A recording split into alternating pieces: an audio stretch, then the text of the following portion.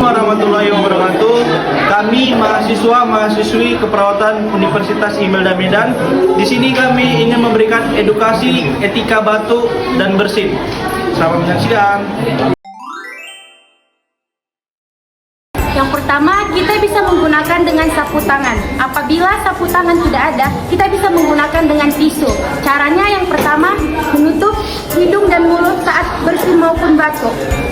Kemudian kita membuang ke tong sampah. Baik, yang kedua itu ketika kita batuk atau bersin, kita menggunakan masker. Nah, di bagian masker ini ada bagian luar dan bagian dalam. Di bagian luar terbagi dua, yaitu di bagian hidung, bagian atas di bagian hidung, dan di bagian bawah itu di bagian mulut. Nah, caranya itu kita pakai dan kita pakai ke kedua telinga.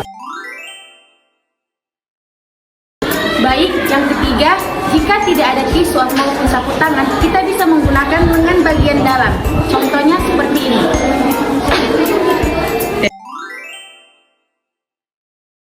Baik, setelah itu ketika kita sudah batuk menggunakan lengan bagian dalam ataupun menggunakan tangan, sebaiknya kita selanjutnya membersihkan tangan. Bisa membersihkan tangan menggunakan di sabun dan air mengalir ataupun menggunakan hand roll. Jadi sini kita cara mencuci tangan yang benar.